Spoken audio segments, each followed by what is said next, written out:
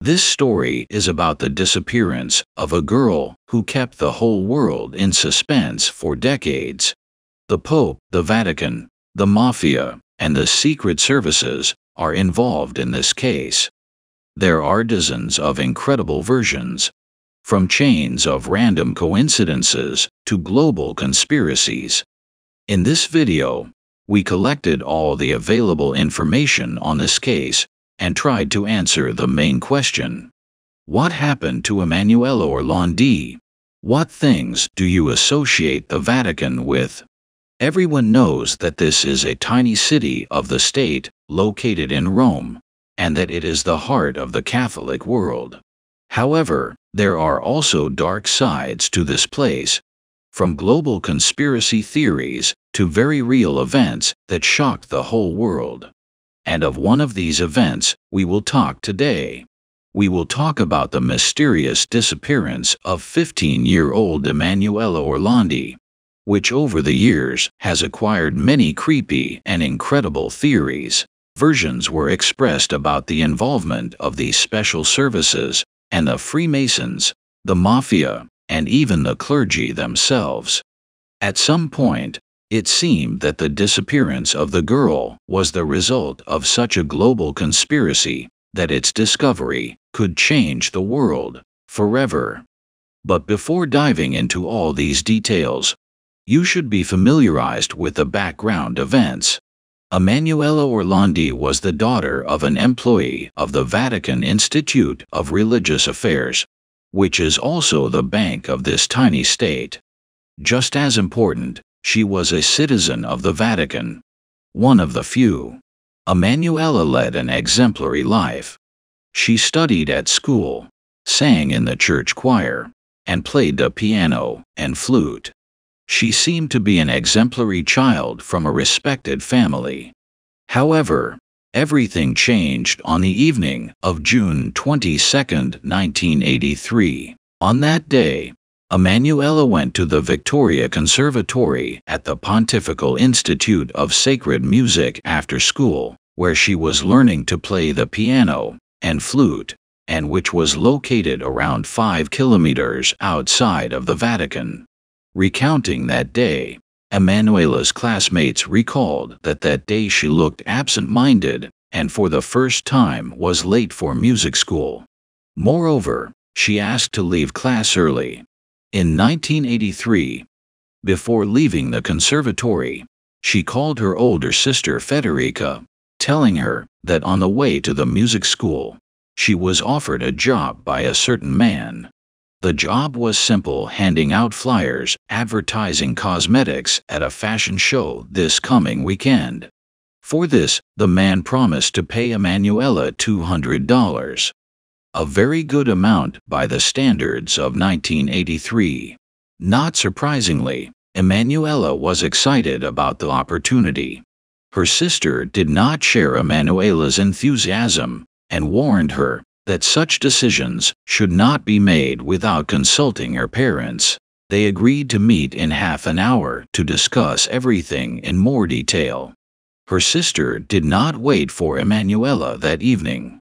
Emanuela also did not come home, and by the morning, concerned parents contacted the police. Investigators began interviewing possible witnesses and reconstructing the chronology of events. Emanuela usually went to the music school by bus. A bus stop was only 200 meters from the educational institution. This meant that if the girl was kidnapped, the kidnapper had very little time. In a conversation with the police, Emanuela's friends recalled that on the day of her disappearance, she stopped near a green BMW car and talked about something with the driver. Eyewitnesses recalled that they saw a package with the logo of a cosmetics company in the back seat of the car. Attempts by the police to find a similar car led nowhere, but 2 days later, unexpected clues started emerging.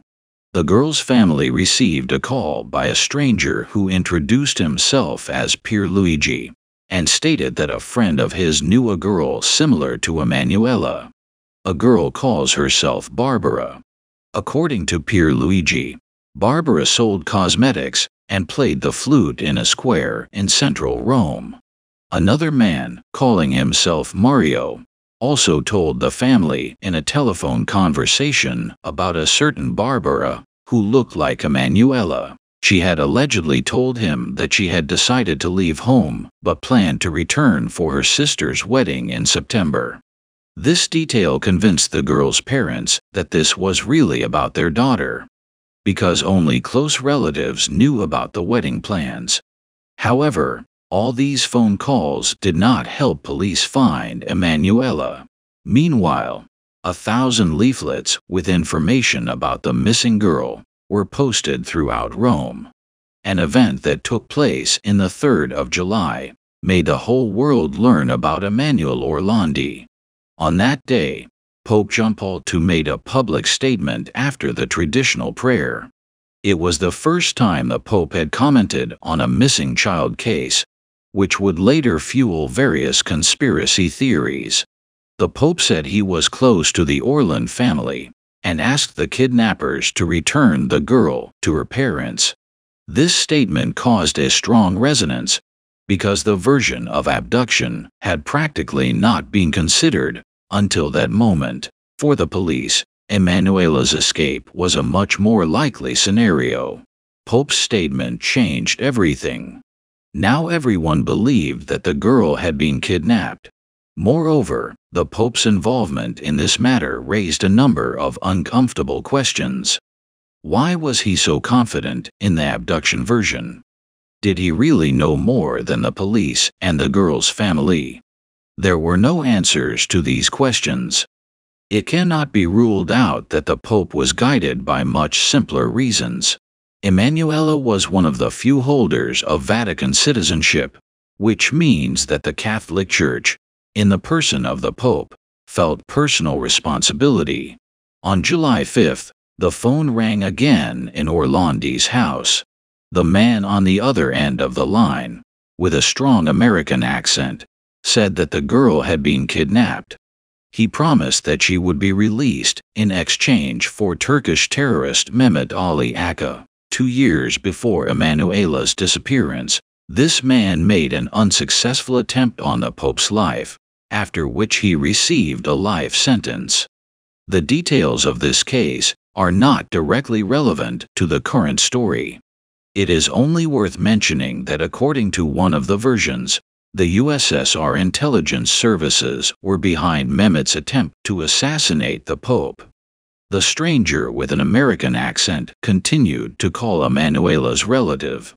He shared a recording of the girl's voice and advised the police to check the urn in the square in front of the Italian Parliament and the chapel at the Rome airport. There they found a photo of a copy, her study card, and a copy of a work by composer Luigi Hixa that Emanuela was learning on the flute. Another call led investigators to a tape recording of a woman's screams. The telephone line used to make these calls was tapped by the Vatican. The Secretary of State of the Holy See, Cardinal Agostino Casaroli, held negotiations with the alleged kidnappers, but their contents were not disclosed to anyone, even the police. The Vatican decided to keep everything secret, and no one could extract this information from them.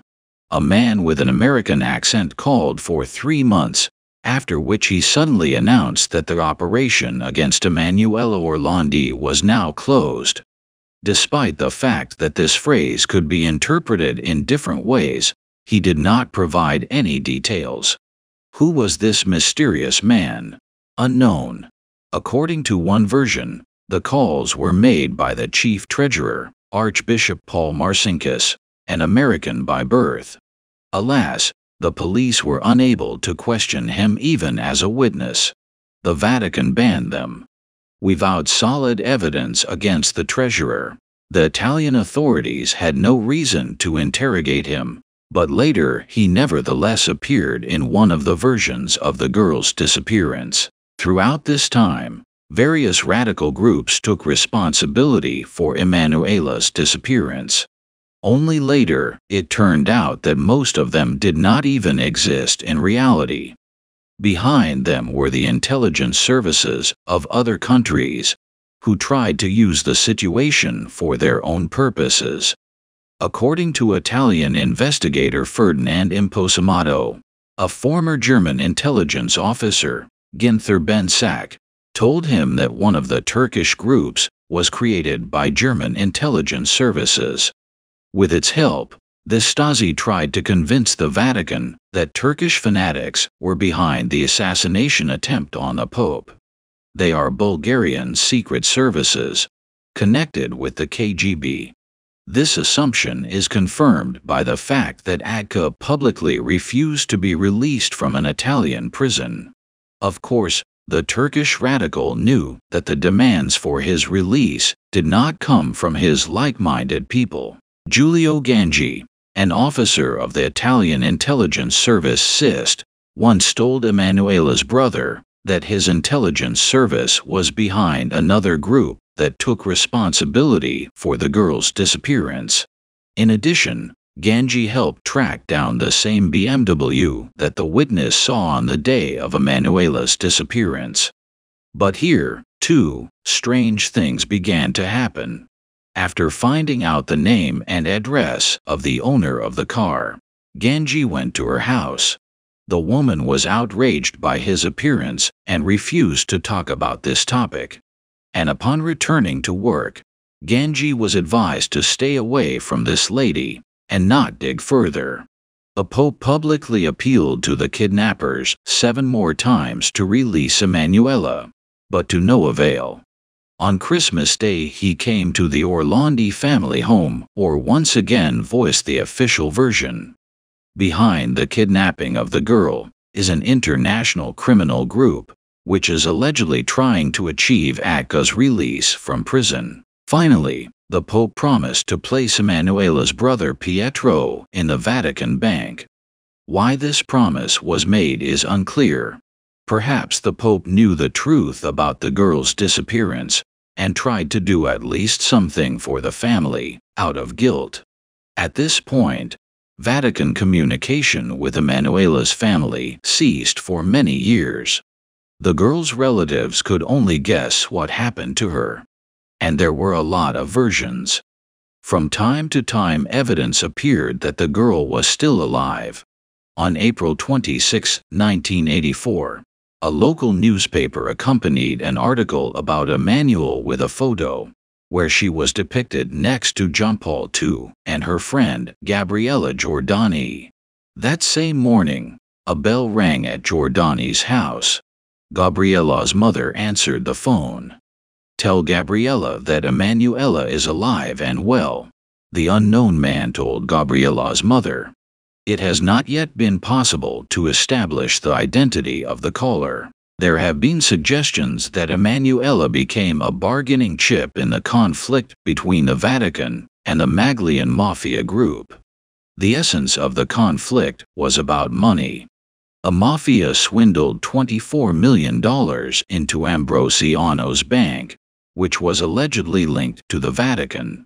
In 1982, the bank pumped more than $1 billion into dubious South American fly-by-night companies, some of which were owned by the Vatican, and then went bankrupt. The gangsters deprived them of their millions, and this did not make them happy at all. According to this version, the criminals used Emanuela as a tool to influence the Vatican, demanding the return of their money.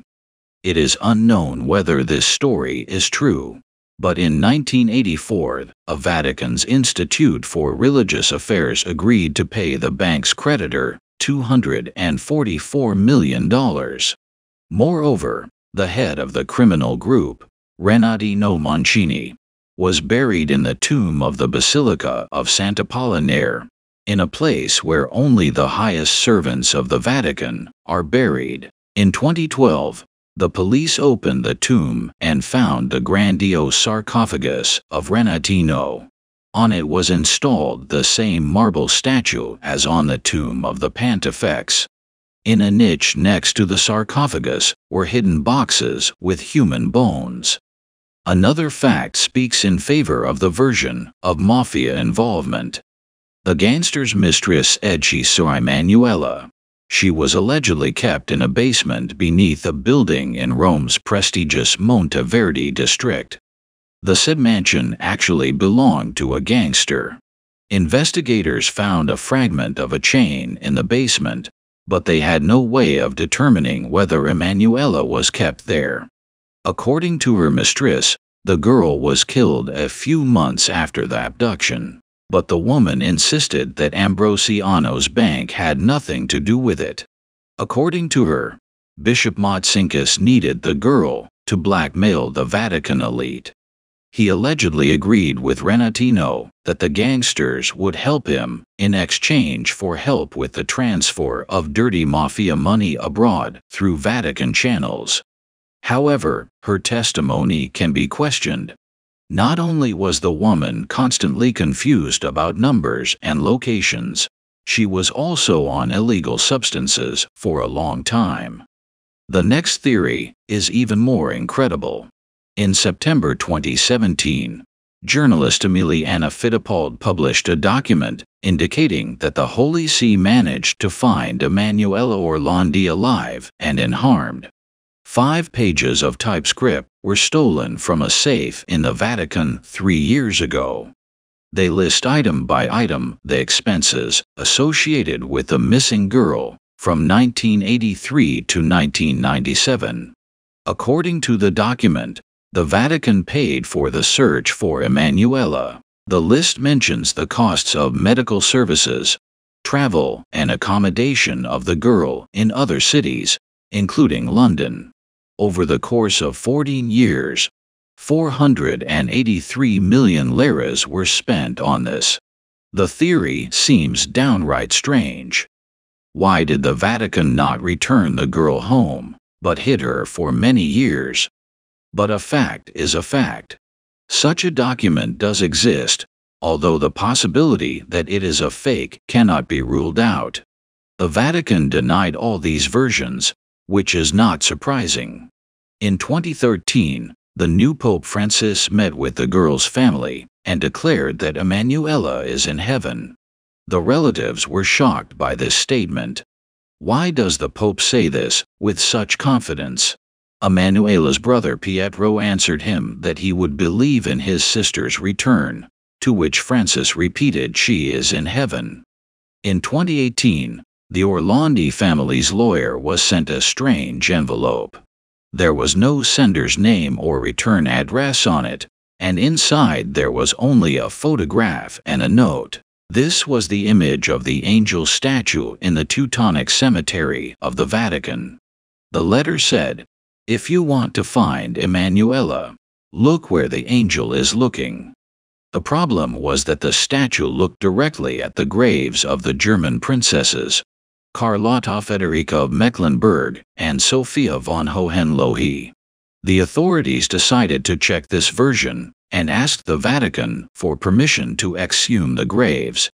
The Holy See gave the go-ahead only a year later, and everyone was surprised. There was no one in the graves, neither Emanuela nor the princesses. But nearby they found several boxes with hundreds of bones. They also had nothing to do with the case. Chemical analysis showed that these are the bones of people who lived no later than the end of the 19th century. 2018 was remembered for another event.